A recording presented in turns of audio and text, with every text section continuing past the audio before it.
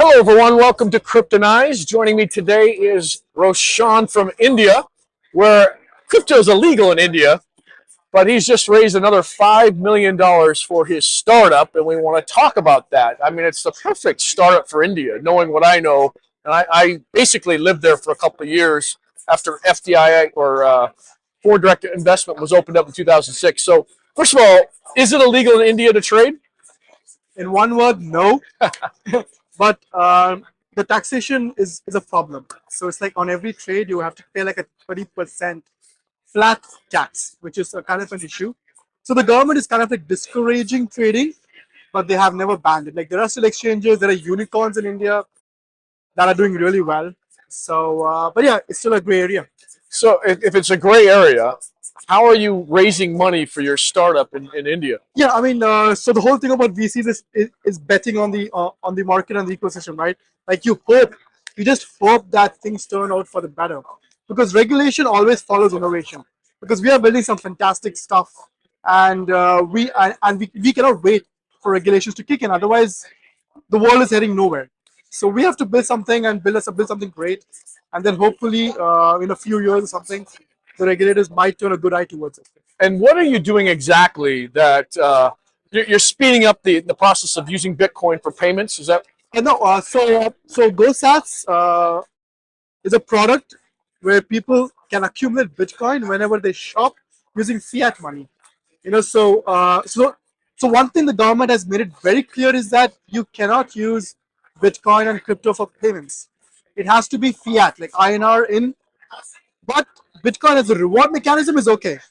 So that is what we are promoting, and a lot of people in India as well, because payments are really easy in India. You scan a QR code, you can pay with your phone, your bank, scan your bank account. It's really simple. So people prefer that, and they want Bitcoin as an asset.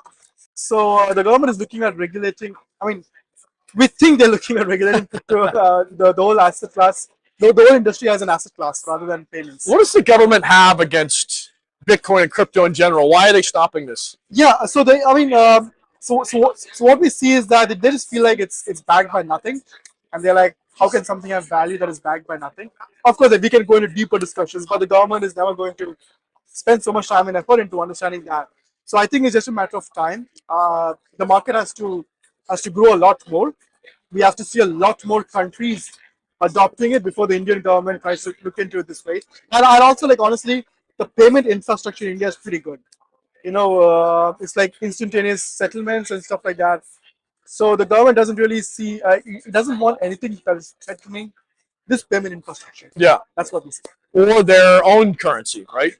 The Yeah. ability to manipulate their own currency. Yeah. It wouldn't happen with Bitcoin. Yeah, I mean that. So a week ago as well, they proposed something like a central bank digital currency.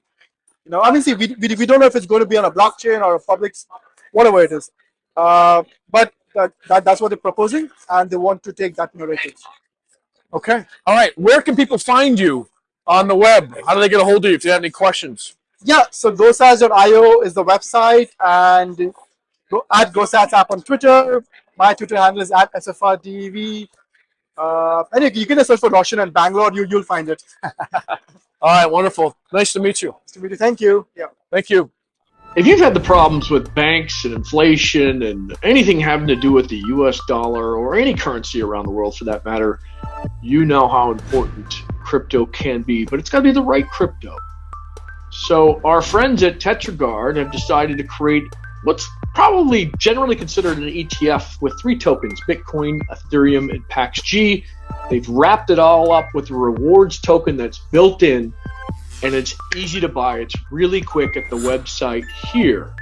Now, the best part is you're getting rewards while owning this, and therefore you're making money just by holding onto it. How could you go wrong with this? Why would you buy Bitcoin, PaxG, or Ethereum separately? We can get them all wrapped together at the lowest prices with a rewards token built in. I can't think of a reason why. Can you?